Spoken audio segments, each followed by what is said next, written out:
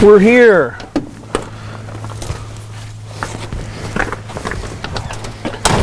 Nice.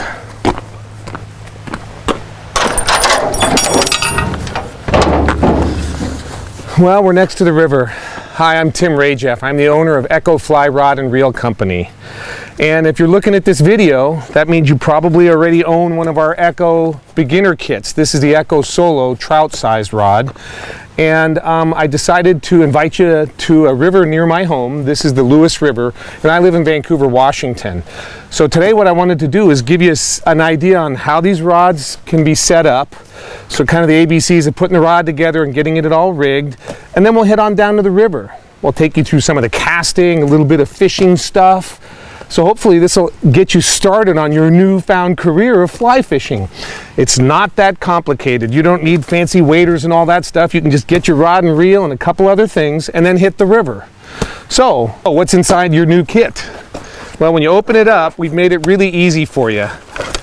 All of these Echo rods are 4-piece, which means they make great travel rods. So I'll pull all 4 sections of the rod out. And the reason this is shaped like this is so you can keep the fly reel on the rod. It makes it easy to hit the river in a hurry. And then all your stuff, your rod and reel and everything is all included in one case. And what we did at Echo, at Rajeff Sports, is there's these little dots that show you that everything is lined up. So what you do is you start with the rod a little bit crooked, and then we twist and pull the rod together and get the dots lined up.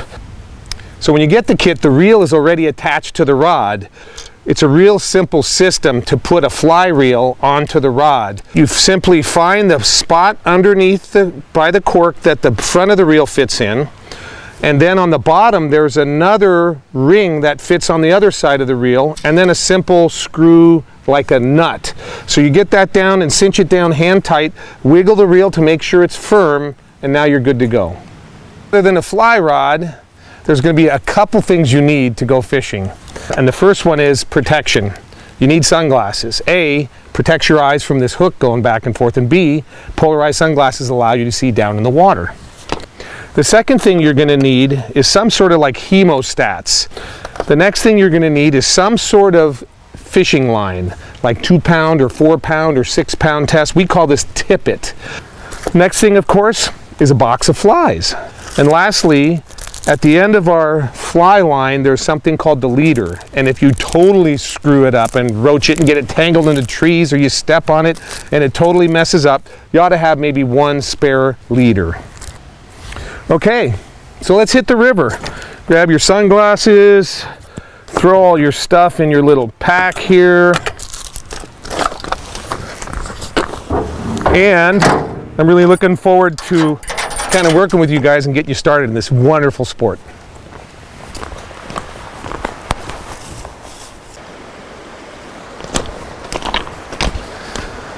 Oh, cool. Here we are on the river. So we went over how to put the rod together and everything, and the reel's on your rod, and now you're ready to hit the water. First thing we're going to do is string the rod up. And instead of a fly, today I just put a piece of yarn on there. You should probably do that. And what I do is I come near the end of the line, maybe a foot or two back, and I fold it over. And that's what I'm going to use to run through the guides. So I'll get this line started through the guides here, and I'll put the reel down here gently on the rocks. If you're in the sand, you might want to put your hat down there. But the idea is that if I use the fly line to string it up, it helps me. It's big enough for me to see. But if it slips out of my hand, you can see the fly line isn't shooting down the rod. And voila, your rod is all strung up, and now you're ready to go. So you wait here. I'm going to put on my glasses and sneak around because there's some beautiful water just on the other side of the river here. And we're going to go through some of the basic casts and how to hold the fly rod and some of the mechanics of good fly casting and fly fishing.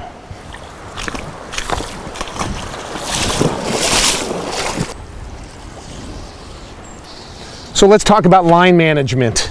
So let's say you got your thumb on top and you've got your line hooked under your finger. There's times when you're fishing where you're going to need to pull the line in. Don't reach in front of your hand and try and grab it. Always keep the line under your finger and strip line from behind your hand. This way, if you have a fish grab your fly, you're ready to go. When you're ready to cast for distance, let go of it here. Go 1, 2, 3. Let it slide.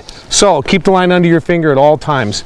At the end of the day, or when you're winding in a fish, you got to kind of keep that line controlled on the reel. So wind in, and while I'm doing this, I'm kind of zigzagging the fly line so it doesn't build up on one side, and then it'll kind of jam in there. So zigzag it nicely, and when you're done, grab your fly.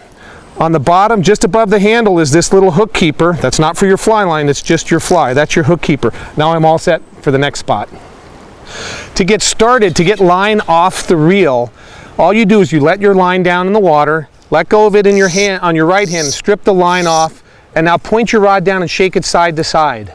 See how that worked? The line goes right out the rod. There's two fundamentals in casting that I'm going to teach you with the help of a paintbrush. They're the two most important things in fly casting. How far back to go with the rod and how to put the snap in it. And if you think about a paintbrush, if I dip this in here and I flick water off that paintbrush, if I can get all the water moving forward, that's the exact feeling a good fly cast is. So on a short cast, I'll make a short little flicking motion, and on a long cast, my hand moves all the way out and I flick it at the end. The first cast I want to teach you is the roll cast. A roll cast is used when I have obstructions behind me and I can't make a normal back cast. That line would go into the trees behind me. The other thing a roll cast is used for is when you have a sinking fly and the fly's underwater, you can roll cast it to the surface prior to making a normal overhead cast. So you start a roll cast by having the rod tip low to the water, slowly bring your rod up just past 12 o'clock, and now I come forward and snap water off a paintbrush. That's it. I'm fly fishing right now. That would catch a fish. So now I'm going to teach you an aerial cast, a line that actually shoots behind me. It's called the pick up and lay down cast. Some people call it the water cast. Prior to making a water cast, I need to have the line sort of straight in front of me. And if your line's all screwed up and lumped out in front of you, you always start with a roll cast to get your line straight. Now I can do the pick up and lay down cast. It's done with that same hello, it's for you, but now we need to wait for that line to straighten out and roll through the air behind me, roll through the air in front of me, and then I settle down. Stop, stop, down. So now you're rocking the pick up and lay down cast. And now I'm going to take you to kind of the most beautiful cast. It's the one you see on television and movies. It's called the false cast. Looks like this. I do a pick up and lay down cast, but instead of the line hitting the water in the front, I keep it going. So now we have timing issues and all this other stuff. It gets kind of complicated. But literally, it's the same motion as the pick up and lay down cast. I lift, stop, stop, and before it hits the water, I keep going. So back and forth, stop, stop, stop, stop the rod, and then follow her through on the last cast. That's the false cast. I use the false cast when my fly gets too wet and it won't float anymore. I use the false cast to dry the fly off. I also use the false cast to change direction. So you guys are downstream from me, and if I needed to change direction here, I would use the false cast, changing the angle a little bit, and now I'm able to cast back upstream again. So the false cast is used for changing angles, getting a dry your fly out, changing distance. So it's the hero cast. It's the one you're going to want to do the most of.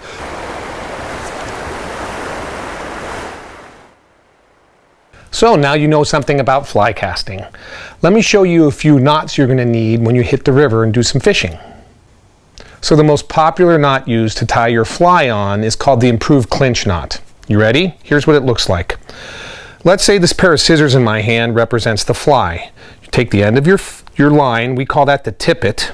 In this case, I used a piece of bright fly line so you can see what's going on.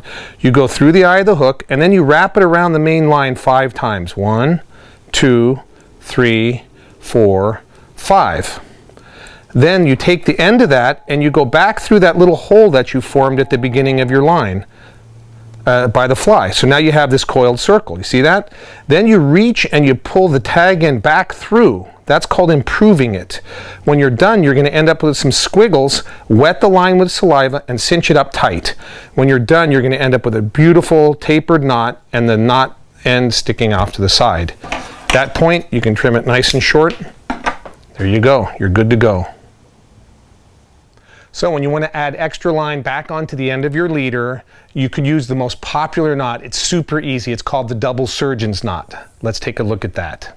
So imagine this bright piece of line represents the thin piece, short piece that you're going to add on the end, and let's say this blue color is the main line leader headed back to your fly line, all you need to do is you take your short piece and your long piece and you overlap them by, I don't know, 6 to 12 inches.